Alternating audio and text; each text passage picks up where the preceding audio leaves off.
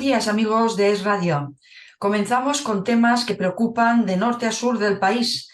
Nos referimos a la corrupción en las altas esferas del gobierno y el fútbol. La corrupción en Canarias parece tener en el punto de mira a cargos del PSOE y la Guardia Civil, mientras que la corrupción en Barcelona apunta directamente al corazón mismo del Fútbol Club Barcelona. De estos casos, Negreira y Mediador, hablaremos hoy con nuestros contertulios y también de la cara A y la cara B de la reforma de las pensiones que trae Escrivá bajo el brazo desde Bruselas y del debate también imposible de cerrar sobre la ley trans y la del solo sí es sí, entre otras cosas, porque Pam, la secretaria de Estado de Igualdad, sigue dando titulares de pim pam pum, día sí y día también. Saludamos a nuestros invitados de hoy, don Guillermo Dupuy, editorialista de Libertad Digital. Buenos días, don Guillermo. Buenos días a todos. Doña Manuela Nicolás, neuroeducadora y experta en inteligencia emocional. Buenos días. Buenos días, Pilar y compañeros. Y don Pedro Romero, economista y miembro del Partido Libertario. Muy buenos días a todos. Comenzamos con las consecuencias de la ley del solo sí es sí y de la ley trans. Siguen saliendo casos de personas que denuncian los casos de especialistas que han inducido a jóvenes a iniciar la transición de género sin ser conscientes de las implicaciones. Supongo que la ayuda de doña Manuela Nicolás aquí es bienvenida como experta en inteligencia emocional. ¿Qué nos puede decir alguien con la experiencia en educación de adolescentes, doña Manuela? Pues realmente cuando hablan de expertos que han inducido, pues habría que ver quiénes son esos expertos, ¿no? Y por qué. Porque realmente hay una realidad y es que el ser humano en la adolescencia sufre cambios de todo tipo, cambios hormonales, cambios de cuerpo, de mente y de todo.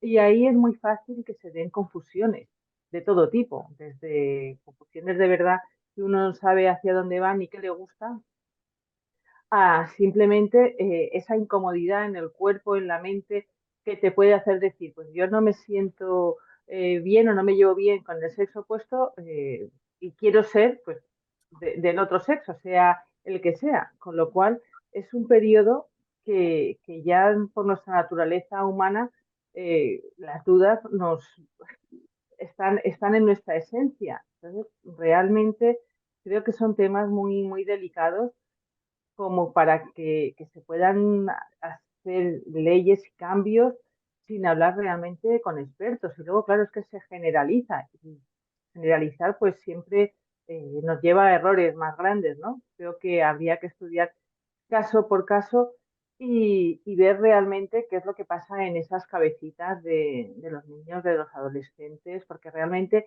la mente humana hasta de media a los 20 años no ha madurado lo suficiente. Entonces, dentro de esos procesos en los que uno tiene claro nada, ya no solo el sexo, sino ni siquiera qué quiere ser en la vida, ¿sí? Pues tomar decisiones tan drásticas como es un cambio de sexo, con todo lo que ello supone, me parece muy grave y más con los casos que estamos viendo de arrepentidos, ¿no? Porque parece bueno, que uno es muy guay cuando dice, pues es que yo quiero ser hombre o quiero ser mujer. Y sí conozco casos de personas bueno, de mujeres, en concreto me viene a la cabeza una que quiere que la llamen ella, porque no tiene claro que sea mujer. Entonces, yo le preguntaba, bueno, ¿qué es para ti ser mujer? ¿No? Que el otro día veía que se lo preguntaban a Irene Montero, porque realmente es que yo no me siento mujer. Entonces yo decía, ¿y qué tienes que sentir? Que yo es algo que no me he planteado, o como hombre, ¿no? ¿Qué tienes que sentir? ¿Quién te tiene que decir qué tienes que sentir para sentirte mujer o sentirte hombre? ¿No te sientes persona y es suficiente esa plenitud de ser humano? Y luego ya, bueno, pues vamos viendo pues, otro tipo de apetencias o de gustos, pero realmente, ¿quién nos dice cómo nos tenemos que sentir para ser mujer o para ser hombre? Entonces, claro, tenemos ahora mismo un caldo de cultivo con tanta información y como las redes sociales facilitan llegar, que son muy buenas para ampliar conocimientos, pero también para distorsionar pensamientos. Entonces, estamos en un momento muy delicado en el que, bueno, habría que empezar por la educación de los padres para que luego puedan transmitir esa educación a los hijos. Y si se da caso, porque se dan casos, que de verdad alguien nace en el cuerpo equivocado, pues tratarlo de la manera correcta. Pero en todos los demás, que a lo mejor también puede ser una llamada de atención, sobre todo en la adolescencia, ¿no? Que uno de repente es que este cuerpo me está creciendo el pecho, me está saliendo bigotes si soy un chico, me están pasando cosas y no quiero, ¿no? Y me rebelo contra mí mismo. Pues me corto el pelo y ahora quiero ser chico, porque veo que tiene más ventajas, ¿no? En fin, es que es tan complicada la mente humana como para resumirlo en, pues si no te sientes bien, cambio de sexo y ya está. Y como somos súper guay, súper comprensivos todos, pues te vamos a ayudar a que transiciones. Eh, son temas Sí, has mencionado algo que es el tema de la educación de los padres. Tenemos en nuestra sala de grabación a dos padres, dos politólogos y dos padres. También la formación de los padres no es fácil, porque cómo te diriges a los hijos, a tus criaturas, cuando en el colegio están recibiendo información y les están bombardeando. ¿Cómo se hace frente a todo eso? ¿En qué situación se encuentran los padres que tenemos aquí, don Guillermo, don Pedro? Bueno, efectivamente hay un discurso dominante que se va colando en todos los ámbitos y que yo parto, lo describo como que la idea de que bueno, el ser humano es algo, tiene dos aspectos, una cosa que le viene dado y otra que es selectivo y que puede cambiar. Entonces, el problema es que sufrimos una confusión de esos ámbitos. Es decir, hay cosas que no son electivas, simplemente tú eres lo que, en el caso del sexo, el sexo que te viene marcado por tu biología. Eh, Tú podrás elegir si quieres ser arquitecto, si quieres ser ingeniero, si quieres ser bombero, si quieres ser policía, pero hay cosas que no son electivas.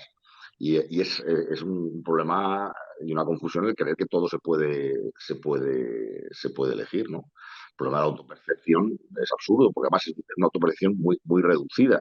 Si yo les dijera a ustedes que yo me considero afroamericano, eh, no me lo admitirían. Es decir, dirían, usted tiene un problema de autopercepción. Usted se cree que es negro cuando en realidad usted no lo es. O si una chica que pesa 40 kilos se mira al espejo y se ve gorda, tiene un problema de autopercepción. El problema es que ahora mismo se considera políticamente incorrecto el cuestionar la autopercepción. Entonces, siempre se ha dicho que, bueno, uno se puede creer Napoleón Bonaparte mientras no pretenda que los demás lo asumamos, ¿no? Entonces, claro, en el caso de la ley trans tiene dos aspectos. Un aspecto que es muy peligroso, que es la gente que incluso quiere intervenirse, no tratar su problema de autopercepción, sino tratar su cuerpo, que son medidas que no son reversibles, ¿no?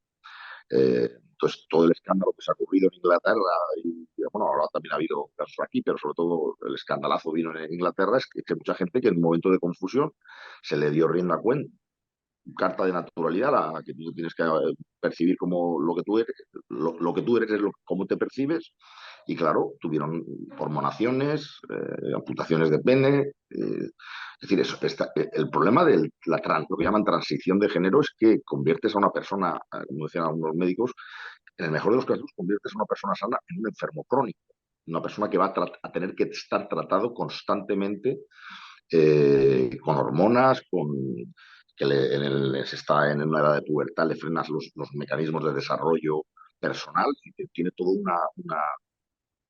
unos efectos sanitarios brutales. ¿Eh? Entonces, que esto se tome tan a la ligera como, mira, yo quiero ser esto, yo quiero ser lo otro, pues es una forma de pensamiento débil que ahora se está convirtiendo en políticamente incuestionable, ¿no?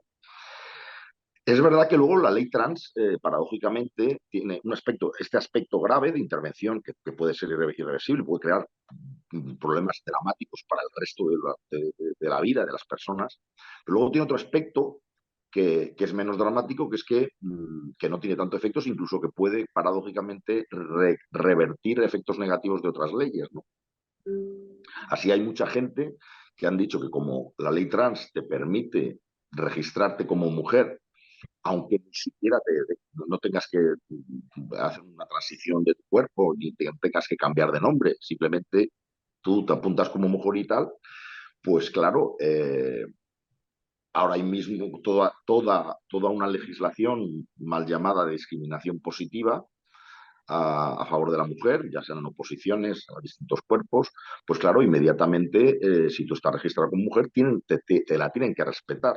Es decir, yo a lo mejor no puedo competir con otros chavales en pruebas físicas para hacerme bombero, pero a lo mejor lo tengo muy fácil para competir en las pruebas físicas con las mujeres. Y si hay aplicaciones de discriminaciones de cuota y tal, pues yo puedo beneficiarme. Si se puede crear todo un lío, bueno, un lío, aprovecharse del sistema para revertirlo.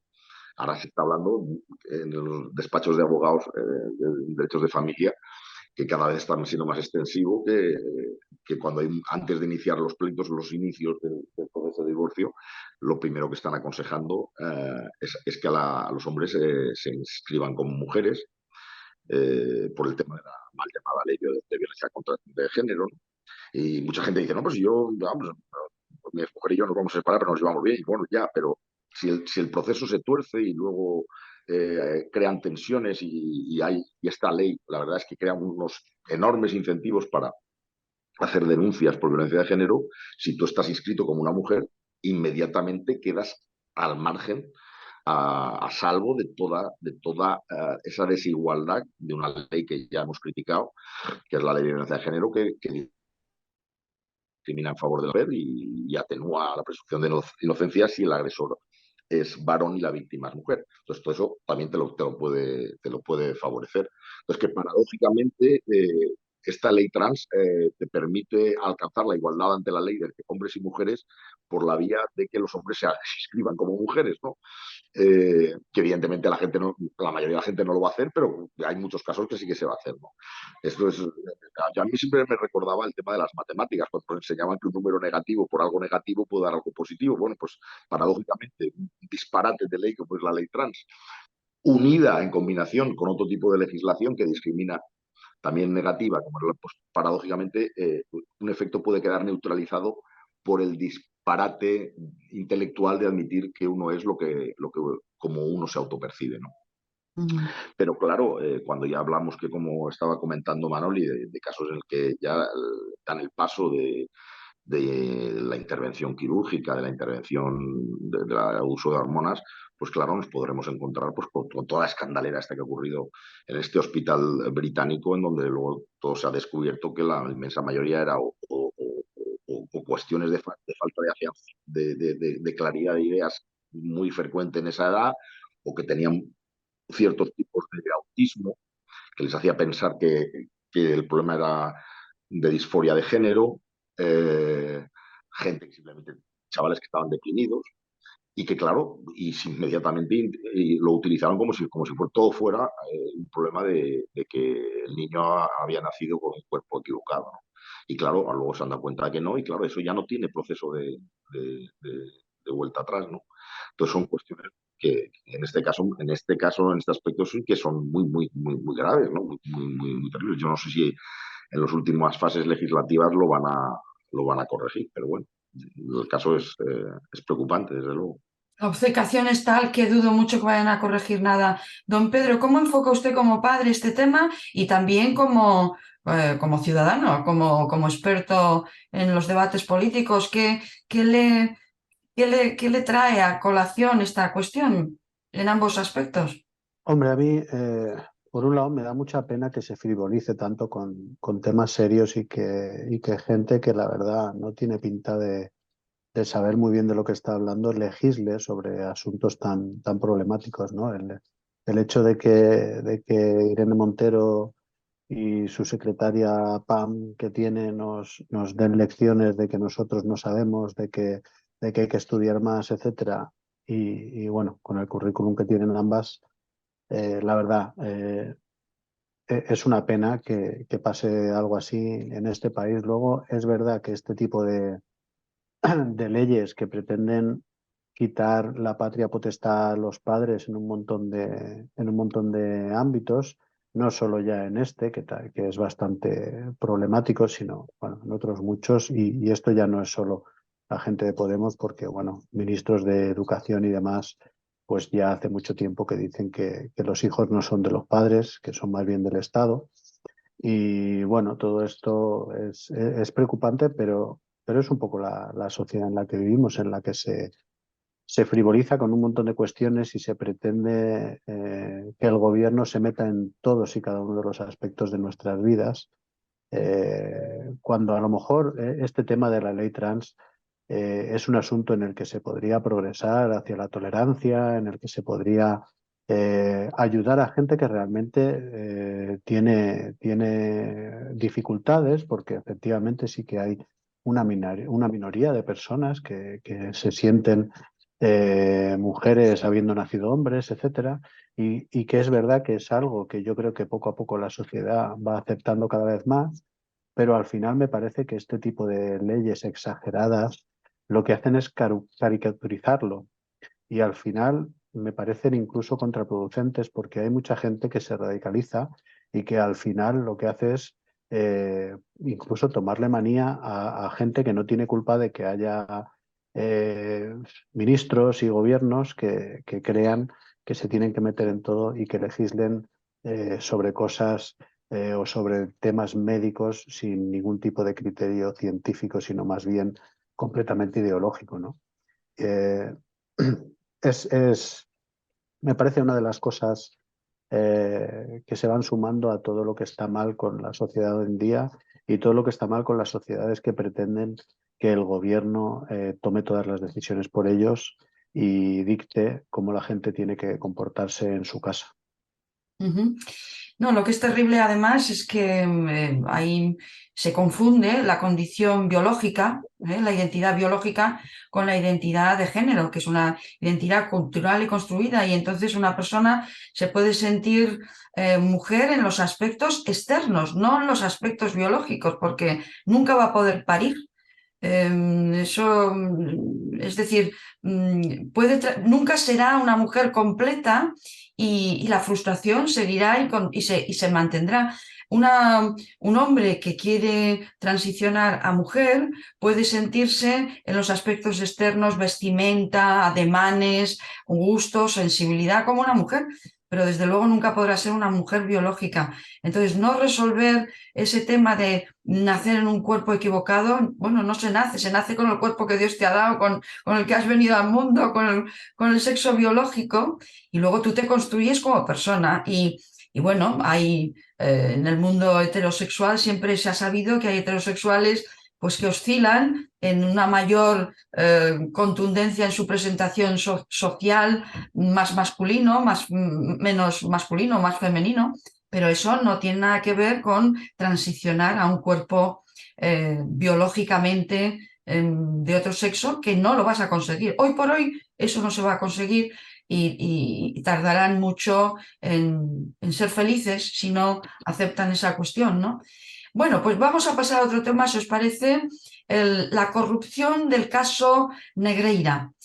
Ha hecho reaccionar a Florentino Pérez y que ha emitido el siguiente comunicado. Ante la gravedad de las acusaciones formuladas por la Fiscalía de Barcelona contra el Fútbol Club Barcelona y dos de sus presidentes por las sospechas fundadas de corrupción y sus relaciones con quien fuera el vicepresidente del Comité Técnico de Árbitros, José María Enríquez Negreira, el presidente ha convocado con carácter urgente a la Junta Directiva el domingo 12 de marzo, este pasado domingo 12 de marzo a las 12 horas, a fin de decidir las acciones que el Real Madrid estime oportunas en relación a este punto. ¿Cómo veis este tema? ¿Os sorprende el caso de corrupción en el deporte? ¿Que proceda de nuevo el caso de corrupción de Cataluña?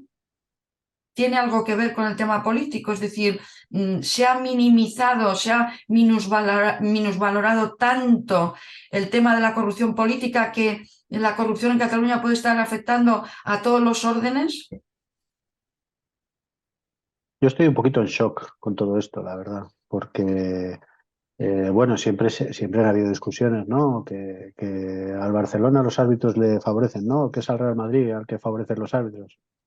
Eh, y he de decir, para que se tome en cuenta para cualquier cosa que diga después, que yo soy un madridista declarado y por lo tanto el sesgo está ahí, pero en un principio yo le di algo de pábulo a esto que decía el presidente del Barcelona, Joan Laporta, que bueno, que como les iba muy bien ahora, pues que habían salido informaciones interesadas para desestabilizarles y demás.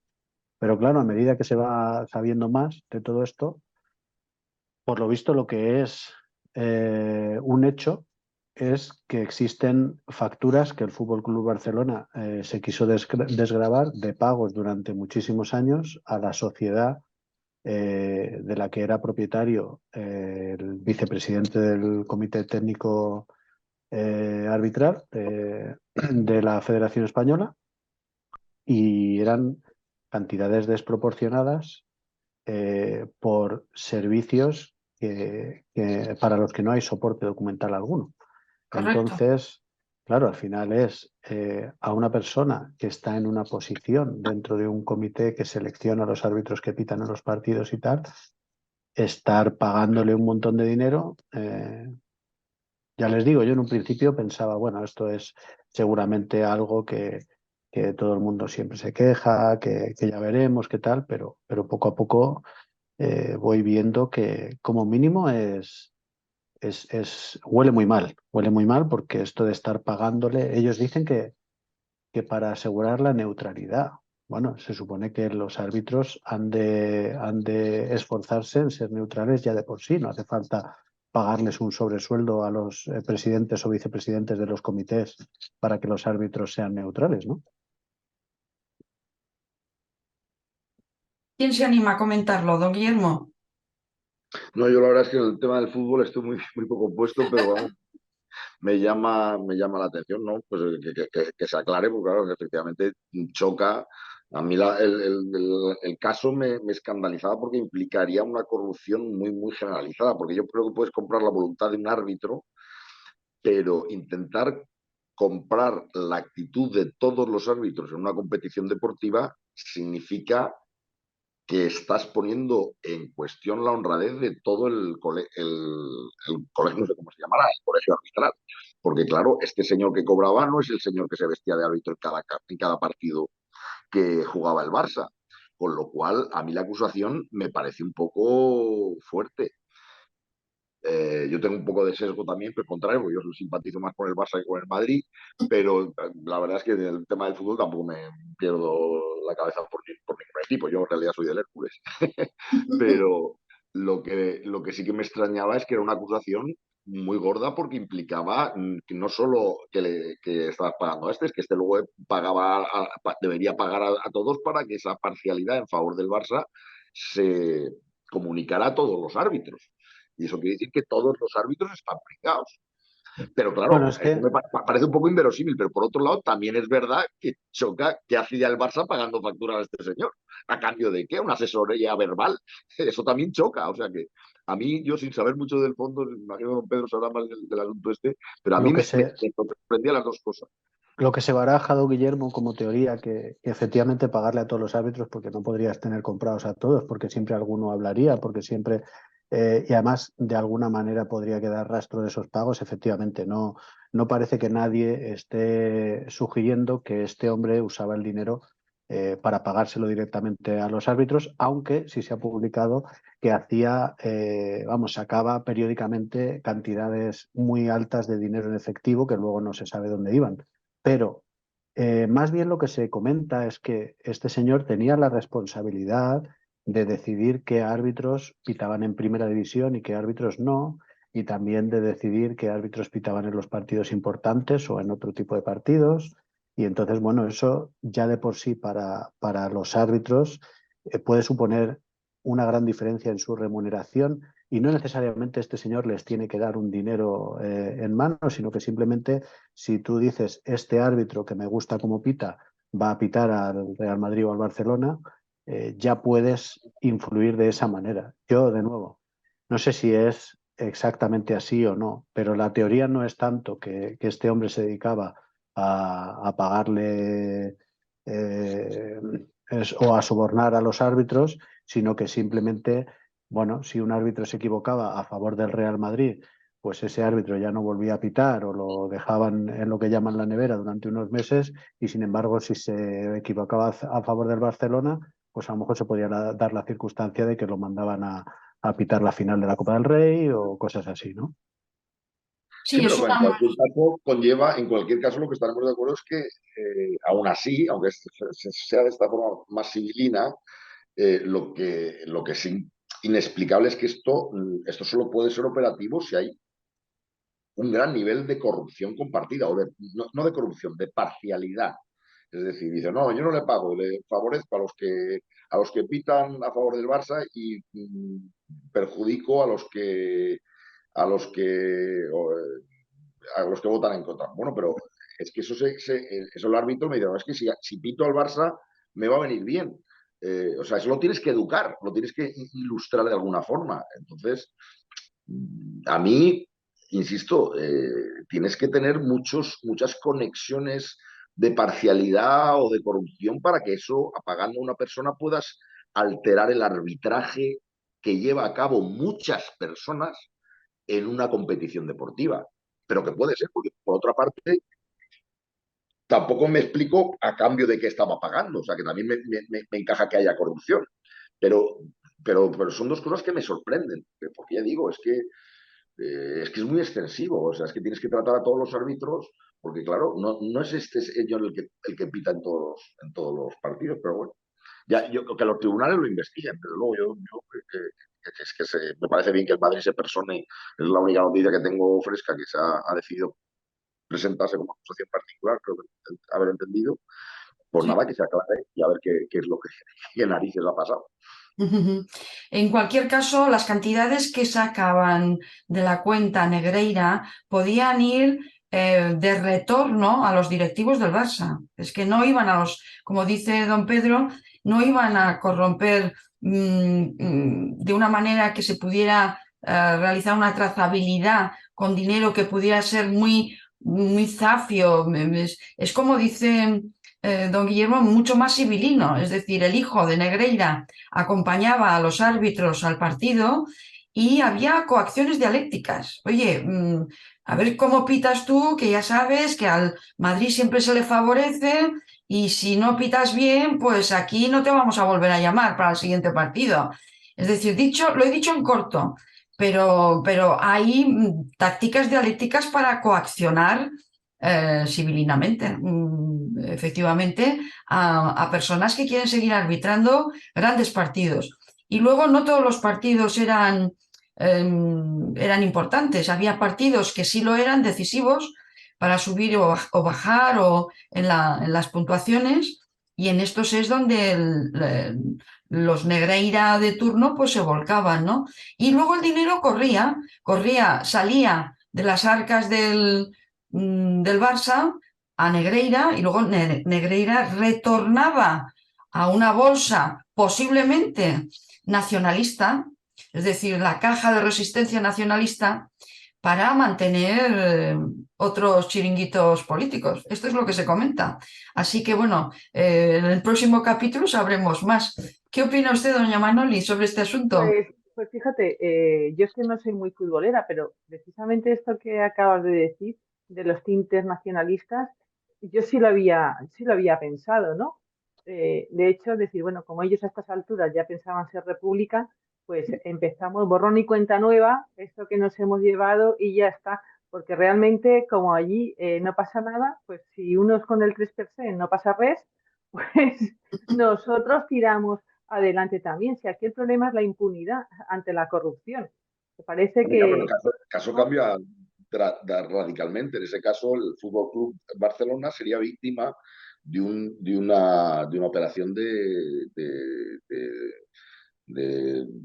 malversación de fondos. Es decir, los socios del Fútbol Club Barcelona habrían sido víctimas por parte de su directiva de un sistema por el cual le pagaban a un señor y luego ese dinero que le estaban robando a los socios del Fútbol Club Barcelona volvía o bien a subvencionar la causa nacionalista o bien iba a los directivos del Barcelona. Si Correcto. eso, si eso es así, entonces tenemos un caso de corrupción completamente distinto al que yo, insisto que yo estoy un poco fuera del tema, pero yo el caso Negreira lo había entendido completamente distinto. Yo había entendido como un caso de corrupción por el cual el Fútbol Club Barcelona había intentado influir en el arbitraje Sí, a través. sí, eso es así, eso es Yo así. también, sí, sí. Pues es que son, vamos a ver, que son delitos muy distintos.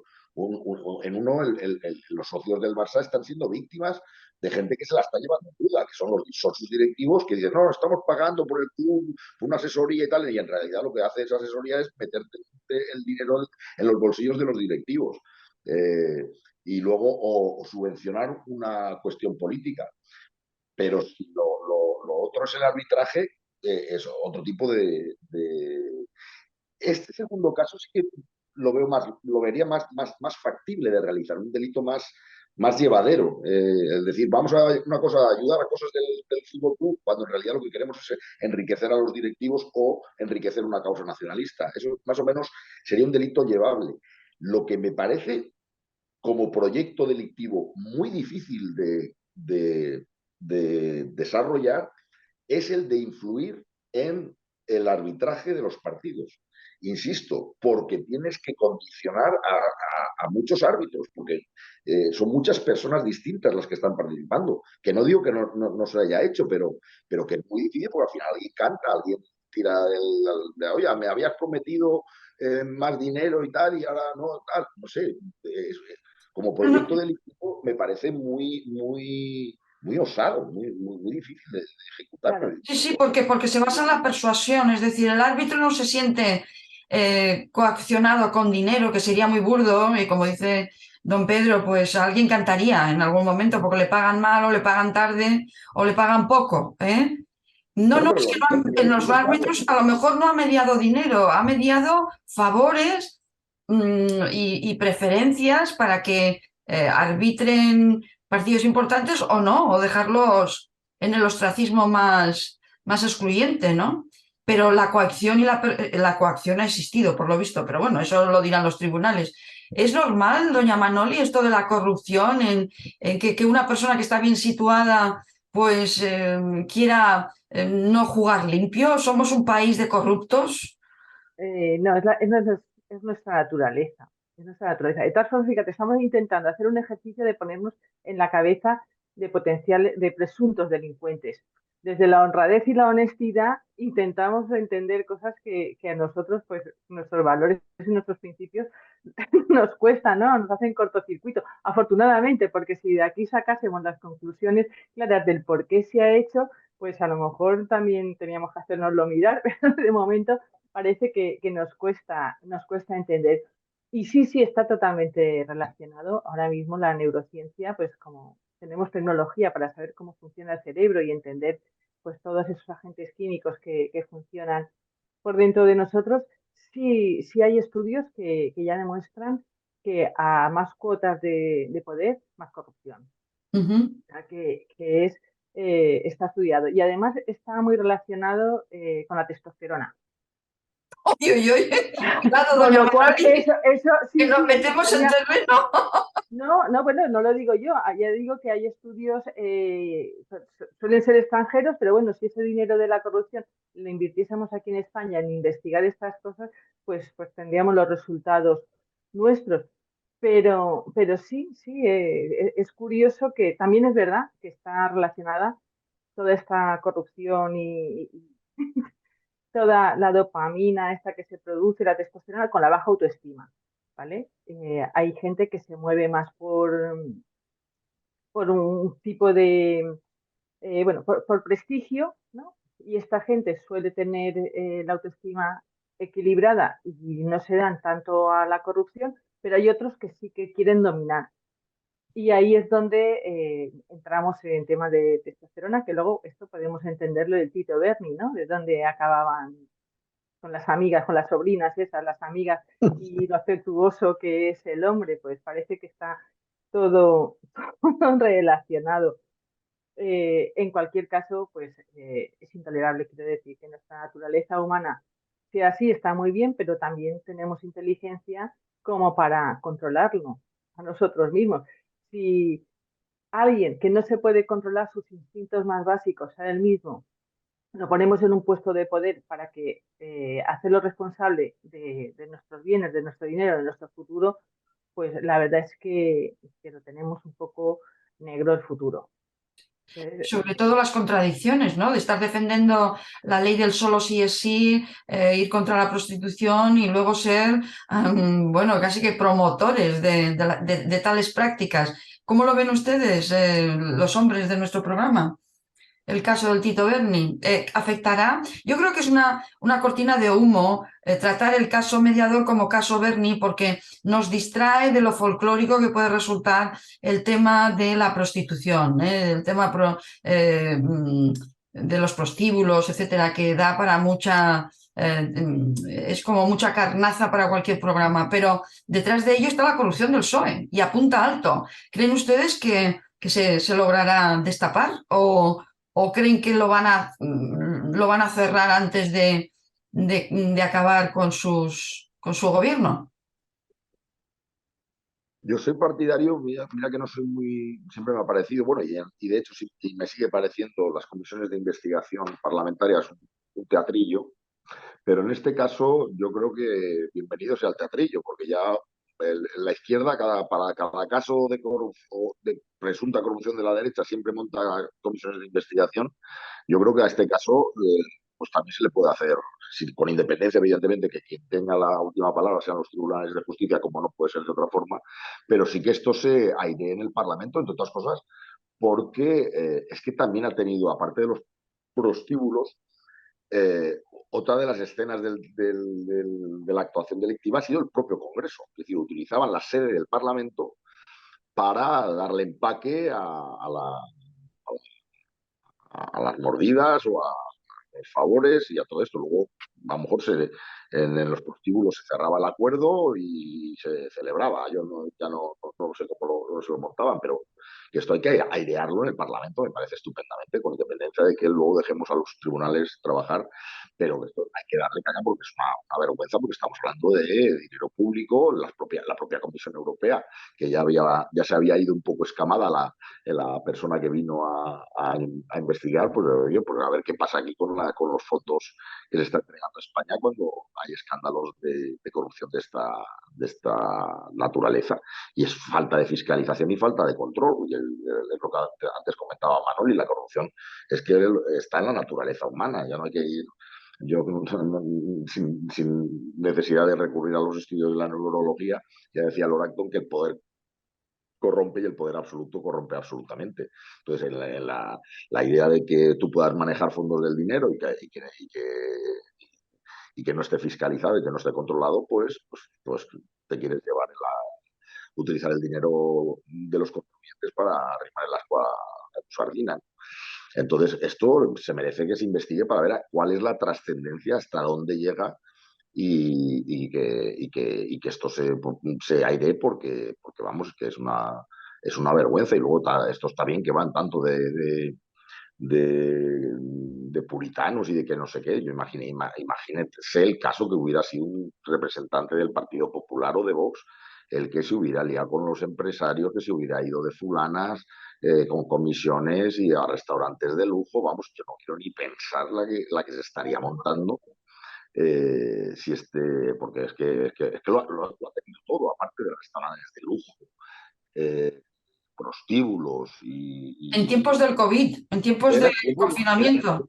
en tiempos del confinamiento. Es que los han pillado con el carrito del helado en todos los aspectos, porque es que se supone que ahí no podías irte de farra por el tema de la epidemia, ¿no? Tienes al país encerrado y tú estás festejando negocios en prostíbulos y en restaurantes de lujo. Entonces, claro, esto si lo llega a hacer un representante del Partido Popular o de Vox, no quiero ni pensar la que se habría armado. Y aquí ya el señor Pachi López ya no hay caso, ¿no? Como si ya la cosa ya estuviera resuelta. No, no, claro que hay caso y se van a tener que dar muchas explicaciones. Espero que sí, don Y Pedro. ahora fue, O doña y a Manuela, ti, perdón. no, iba a decir lo de Pachi, ¿no? ¿Y a ti qué más te da? ¿Y a ti qué más te Lo da? que dije, ¿a ti Me qué más pongo te da? nervioso, Vamos. claro. Don Pedro, ¿quiere comentar algo? Pasamos a su tema preferido de las pensiones. Simplemente diré a este respecto que, por desgracia, la hipocresía de los políticos ya no me sorprende, del mismo modo en que todos estos que están queriendo prohibir la prostitución son los más acérrimos Usuarios. usuarios al final. Igualmente los sindicatos que se supone que son los defensores de los obreros y tal, son los que al final más se van de mariscadas. Es así la sociedad en la que vivimos. Bueno, pues pasamos al tema de las pensiones. Tenemos un economista y una persona ambos doctos en cuestiones de temas del gobierno, cuando mete mano a las disposiciones que nos afectan a todos al bolsillo. Y esta es una de ellas, el caso de las pensiones. Tenemos cara A y cara B. Lo que no nos han contado, el gobierno masacra a 20 millones de contribuyentes con la reforma de pensiones para no tocar a otros 9, a través de 2 golpes fiscales. Escrivá se ensaña en su reforma con los trabajadores que más ganan, pero afectará a todo. La sorpresa fue grande al revelarse el plan B. La sorpresa fue mayúscula, no había una sola reducción del gasto para cuadrar las cuentas del sistema, pero Escrivá lo quería solucionar todo únicamente por subir impuestos. Yo me imagino que don Guillermo estará que se sube por las paredes con este tema y don Pedro nos lo va a explicar también muy bien. Cuando queráis, comenzamos. Bueno, la verdad es que el tema de pensiones merecería un programa entero porque, vamos a ver, aquí hay dos cuestiones para mí muy esenciales. El primero es que tenemos, desde los tiempos del general Franco, un sistema, bueno, y de los europeos de Bismarck, lo que se llama una estafa piramidal. Es decir, nuestro sistema de prevención para la vejez es una estafa, un esquema Ponzi. ¿Eh? Era una estafa que en tiempos de Bismarck y en tiempos de Franco no se ocultaba bastante bien, y de hecho ni era consciente de la estafa. ¿Por qué? Porque la edad que te convertías en persona con derecho a percibir el beneficio de la pensión estaba ubicada por encima de la esperanza de vida. Entonces, era simplemente, bueno, era una idea de decir, bueno, la gente que supere determinada edad, que no tenga que seguir trabajando y que pueda cobrar sus últimos meses o años de vida, que no tenga que seguir trabajando. Entonces, aquí se juntan dos cosas desde mi punto de vista, y es que la, la estafa sigue siendo una estafa, el sistema de reparto sigue siendo un esquema piramidal, y al mismo tiempo el concepto de joven y viejo ha cambiado. Es decir, es que hoy una persona de 65 años ya no es un anciano. Es decir, es una persona que tiene como esperanza de vida media 20 años más. Entonces, claro, es un sistema que, como toda estafa piramidal, solo es sostenible mediante el paulatino perjuicio de sus actuales o futuros beneficiarios. En este caso, el PSOE no quiere tocar a los presentes beneficiarios del sistema, pero como es una estafa y la única forma de sostenerla para que no quiebre es mediante paulatinos perjuicios, entonces tiene que ir a los actuales cotizantes. Pero claro, es que este sistema de pensiones va a eso, cada vez vas a tener que cotizar más, vas a contribuir más y vas a recibir menos, porque demográficamente, que es otro factor importante, la pirámide que estaba muy ancha y la cúspide era muy chata, pues ahora la base se ha estrangulado, hay muy pocos jóvenes y hay muchísimos viejos. Entonces, lo que hay que hacer es un sistema de transición a un sistema de ahorro de capitalización individual y no un sistema de reparto en el que lo que estás pagando ahora de tus cotizaciones no te estás haciendo tu ochita para la vejez, lo que estás pagando con tus cotizaciones actuales son a los jubilados actuales. Entonces, eso necesita una auténtica reforma, pero claro, nadie se atreve a abrir el melón. Y la verdad es que todo el mundo tiene. Porque ahora dices, no, vamos, en lugar a los cotizantes, vamos a perjudicar a los jubilados.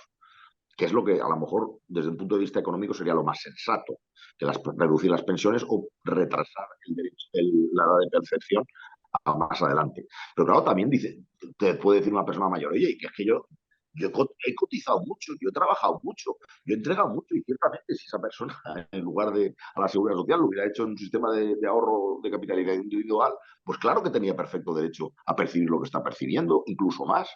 Es decir, que también eh, es injusto que el peso vaya contra los jubilados. Pero claro, también es injusto que sea con las cotizaciones, que lo que desincentiva encima es el trabajo y la creación de trabajo. Entonces, yo creo que este sistema lo que habría que hacer es, ya en lugar de hacer sostenible la estafa, lo que tendríamos que hacer es combatir la estafa. Es decir, iniciar procesos de transición. A veces me subo por las paredes viendo a mirados liberales intentando explicar fórmulas de sostenibilidad de este sistema mediante reducción de la prestación, mediante retrasos de percepción. Oye, no, si es que no hay que hacer sostenible el sistema, lo que hay que hacer es cambiar de sistema, porque, insisto, este sistema de reparto no es sostenible. No sé cómo, bueno, me imagino no sé cómo lo verán ustedes. A ver, un libertario, ¿qué nos cuenta? Bueno, me parece que don Guillermo ha hecho un análisis muy certero y que ha ido a la raíz del asunto, que es que el sistema es un sistema piramidal que en cuanto se invierte la pirámide y tenemos menos gente o digamos que los salarios de la gente que está trabajando para pagar las pensiones de los actuales pensionistas no son tan holgados como a lo mejor antaño, pues enseguida tenemos un problema y es que no sé, el sistema no es sostenible a largo plazo. Eh, Como el diagnóstico ha sido tan certero, quizás solo añadir que, bueno, en su momento el PP hizo una reforma que lo que planteaba era ir paulatinamente reduciendo o por lo menos aumentando por debajo de la inflación las pensiones para conseguir solucionar este problema que todo el mundo sabe que tenemos. Y lo que está haciendo ahora el Partido Socialista es derogar esa ley para machacar por el otro lado. Es decir, aquí hay unos que están pagando en un momento determinado y otros que están cobrando. Efectivamente, los que están cobrando pueden haber estado toda la vida pagando un dineral, pero el caso es que como el sistema es de reparto y no es un sistema en el que el dinero que van aportando unos se guarda o se invierte, sino que se va gastando según va entrando para pagar las pensiones actuales, pues pasa eso, que si la gente que está trabajando no aporta suficiente como para pagar las pensiones, pues hay que cobrarles más.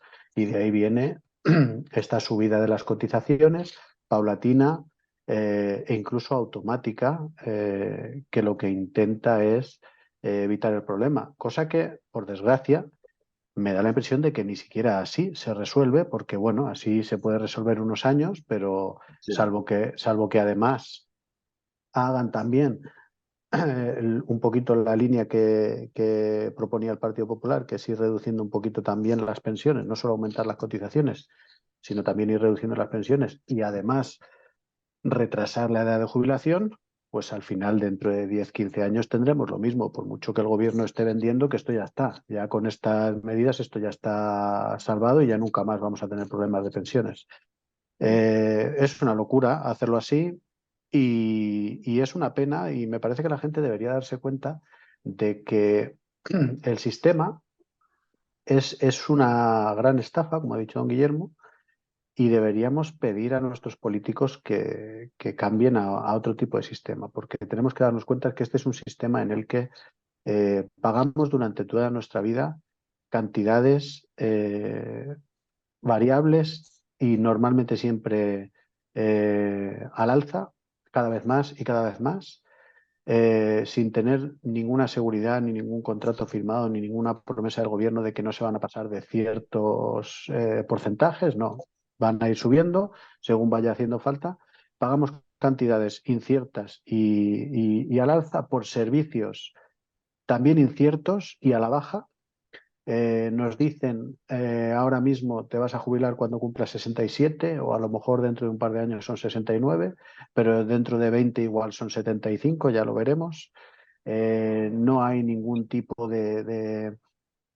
nadie paga por incumplir, es decir, porque al final es un contrato que no está escrito en ningún sitio y que lo único que dice es te daremos lo que queramos y podamos, cuando queramos y podamos, y te cobraremos lo que queramos y podamos por ello. Exactamente. Entonces, claro, nadie firmaría eso con nadie, con ninguna entidad privada, pero el gobierno pues tiene el Es que está monopolio. prohibido. Exacto, es que ese tipo de sistemas son delito.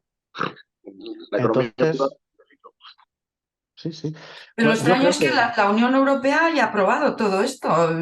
Si sigue bueno, siendo... pero es que en Europa hacen lo mismo. Quiero decir, este Ah, sistema vale. está extendido. Es verdad que hay países en Europa en los que les dan un poquito más de cuartelillo a los sistemas privados. Y entonces la parte estatal de la pensión es un porcentaje mucho menor, lo que llaman la tasa de reposición, que aquí en España ronda el 80%, si no recuerdo mal, es decir, que uno cuando se jubila eh, de pensión cobra alrededor del 80% de lo que cobraba como salario. En Europa puede ser a lo mejor el 60 o el 50%. Y lo que hacen los ciudadanos es pensar más por su cuenta en su futuro y complementar eso de alguna otra forma. Aquí en España es tabú. Se ha hecho alguna vez intentar fomentar los planes privados de pensiones, pero claro, lo que se fomenta también es que nos vayamos al oligopolio de los bancos que nos venden productos malísimos que no sirven para nada, en lugar de, bueno, que cada uno intente hacer sus propias inversiones o gestione su propio ahorro, etcétera, etcétera, diversifique y demás, ¿no? Entonces, bueno, al final todo el sistema está hecho, claro, lo que se quiere es que se piense que si no fuera por el Estado, los viejos se morirían de hambre, del mismo modo que Exactamente. quieren que se piense que si no fuera por el Estado, la gente se moriría en las calles porque no funcionaría la sanidad y que si no fuera por el Estado, todo el mundo sería analfabeto, etcétera. Entonces, bueno, viene todo por ahí, no quieren soltar eso y cualquiera que tenga dos dedos de frente o que lleve viendo y conociendo a los políticos durante un tiempo, creo que se dará cuenta de que poner en sus manos el ahorro de la sociedad no es una buena manera de conseguir que ese ahorro se mantenga o incluso incremente. Ujú. Lo que pasa es que tenemos una sociedad tan corrupta que en los políticos no confiamos, pero es que habría que darle la vuelta como un calcetín a los valores de la sociedad, porque en este momento muchas de las empresas están atravesadas por el cáncer de la corrupción también, ¿no? Bien, con este tema tenemos aquí una autónoma, que es doña Manoli, y me han comentado que toda esta subida de las pensiones pues va a repercutir puede repercutir en asalariados y autónomos que soportarán esta subida, pero Escrivá quizás decida que esta subida la asuman los empresarios. Pero los empresarios no van a tardar en repercutirlo en el salario, con lo cual asalariados y autónomos van a verse como víctimas de este nuevo atraco del Estado a los autónomos y asalariados. Como autónoma, ¿usted cree que podrá afrontar nuevas subidas de impuestos? Vamos a ver, no, ya no es que repercuta en los asalariados también, repercute en el servicio y en los productos que tú des, porque lógicamente si a ti te supone un incremento X en lo que tú produces, pues tendrás que repercutirlo en tus servicios y en el resto de ciudadanos que quieran esos servicios. Lo que no puede ser es que lo asumas tú todo, todas las subidas y sigas dando los servicios al mismo precio, pero eso lo estamos viendo en todos los sectores, que la gente dice, es que sube mucho, hombre, claro que sube. Si a mí me suben los impuestos, me suben la luz, me suben la gasolina, me suben el gasoil, no lo voy a repercutir, pues claro que lo repercuto y aguantaré hasta donde aguante. Lo que pasa es que yo me siento impotente muchas veces eh, porque bueno, ya en su momento, pues, cuando salí de política, totalmente descreída, ¿no? De determinada clase política porque realmente es que no hacen nada por solucionar. A mí me dice, bueno, lo de las pensiones, yo tengo que ahorrar por mi parte, vale, pero es que luego veo la corrupción, veo cómo están dando las ayudas de una forma como además lo tengo cercano y sé cómo las dan y demás. Y dice, bueno, para lo del IMV, por ejemplo, a mí como persona sola tengo que haber cotizado para que me lo den. Pero si yo tuviera una pareja y dos niños y ninguno hemos cotizado nada, tenemos el derecho a que nos la den. Entonces, dijo, bueno, y eso va a hacer que mis padres que son mayores y son pensionistas les tengan que recortar las pensiones cuando han estado toda la vida trabajando los dos, no en casa, sino cada uno con su trabajo. Entonces, son cosas que dice, bueno, y esto, la responsabilidad, ¿quién es? De los políticos, sin ninguna duda, que miran a corto plazo, se llenan los bolsillos en los 4 años que les tocan y les importa un rábano la sociedad, porque si el día de mañana no tienen para jubilarse, no importa, ellos ya tienen sus fortunas por ahí escondidas y van a vivir ellos, sus hijos y sus nietos. Y después, claro, Europa dice unas cosas, pero eh, a mí realmente espero que la gente que va a Europa de otros partidos y de otros países, pues no sea como en España, que es que mandamos a Europa como un cementerio de elefantes, ¿no? A la Mm. gente que aquí como premio ya están cansados, ya que yo no digo que tengan su valía, pero se premia al que se quieren retirar de aquí y lo mandan para Europa. Si hacen lo mismo en los demás países, ¿quién nos está gobernando desde Europa? Efectivamente. Qué Es algo que yo... importante, Con qué Pedro, importante me parece esa reflexión sobre los incentivos del sistema. Es decir, ponemos en manos del Estado multitud de cuestiones que afectan a nuestra vida tanto a corto como a largo plazo. Y el Estado está controlado por políticos que el incentivo que tienen no va más allá de los próximos 4 años. Es decir, al final hay muchas medidas que incluso aunque yo no sea partidario de que se tomen de forma centralizada y que las tome el gobierno para todos, porque yo creo que cada uno en el máximo de asuntos posibles debería tomar sus propias decisiones y el gobierno debería reducirse a su mínima expresión. Pero es que incluso aunque alguien pueda estar de acuerdo en que hay ciertos asuntos que si los planifica un ente centralizado puedan llegar a dar muy buenos resultados, es que los políticos en un sistema democrático no son los adecuados para hacer ese tipo de planes porque algo que a lo mejor se podría llevar a cabo en un plan de 20, 25 años, nunca se va a hacer porque lo que está pensando es el político es en las próximas elecciones y ya se comerá el marrón el siguiente que venga. Por lo tanto, es imposible que decisiones sobre asuntos importantes de calado y que tengan consecuencias a largo plazo se tomen bien cuando el que las toma, si hace lo que debe, que muchas veces es plantear sacrificios, no va a ser elegido en las siguientes elecciones. efectivamente. Tenemos que ir acabando, don Guillermo, el último minuto para el cierre del programa. ¿Alguna reflexión adicional sobre el tema de esta falta de valores de nuestra sociedad que nos atraviesa y que hace corromperse por igual a políticos y empresarios? No, decir bueno, que aparte que la corrupción es un factor que influye, que siempre lo deteriora todo, es que en este caso el sistema es ineficiente, aunque esté gestionado por ángeles. Es decir, es que falla, es un error de diseño. Es un error de diseño que en lugar de ir tú mismo haciendo tu propio ahorro y teniendo soberanía sobre tu ahorro, que entonces te puedes olvidar de la demografía, si hay mayor nacimiento de niños, si hay mayor, o vas, tú decides cuándo con tus ahorros, decides cuándo te retiras y a cambio de cuánta prestación, este sistema típicamente colectivista de que no hay inversión, no hay ahorro, sino lo que hay es lo que entra por un lado sale por el otro y entonces, pues claro, no hay ningún tipo el problema tiene el sistema tiene un problema enorme, pero ya no porque esté, no solo porque esté gestionado por corruptos, sino porque el sistema es que está en sí mismo, está mal diseñado. Se debía haber hecho un sistema de ahorro individual de cada uno. Lo que yo me quito del salario todos los meses es una hucha, bien. A lo mejor puedo aceptar el intervencionismo del Estado de que no pueda utilizarlo hasta que no tenga 65 años. Pero eso está a mi nombre se va nutriendo de los intereses que va generando, yo todos los meses voy aportando y esa hucha es mía. Y que yo me retiro con 50 años, tendré una huchita pequeña. Si me retiro con 70, la tendré más grande. Pero ese dinero está a mi nombre. Pero es que es esto que la gente es lo que se cree. Cuando dice, yo estoy trabajando muchos años, estoy aportando y tal. Esto no sucede así. Ahora simplemente es lo que te quitan, es para pagar a los jubilados actuales.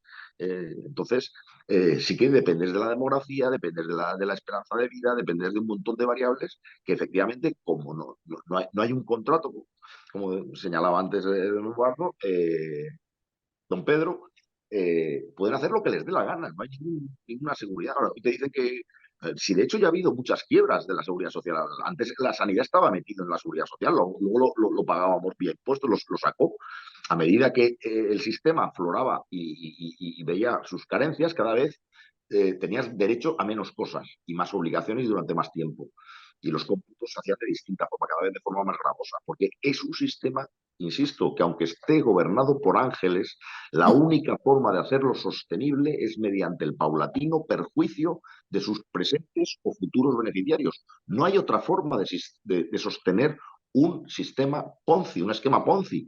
De hecho, por eso el derecho mercantil lo prohíbe taxativamente y es objeto de que una persona que lo haga de forma privada, y si esta persona lo hiciera de manera privada, un sistema de pensiones de este tipo, iría a la cárcel porque no es sostenible. Es una estafa piramidal. Pero aquí, claro, tienes el poder coactivo del Estado que puede deshacerse de sus compromisos, decir que cuando yo te dije que te retirarías a los 60, pero ahora te vas a retirar a los 65, luego a los 67, luego a los 70, antes con toda la vida laboral, ahora con 15 años, luego 20 años, pueden hacer lo que les dé la gana porque no hay un contrato, como muy bien señalaba antes don Pedro. Entonces yo lo único es, pues como a la chilena, lo desprestigia mucho porque se hizo en tiempos de Pinochet, como si el señor Pinochet fuera más dictador que lo que era el señor Franco.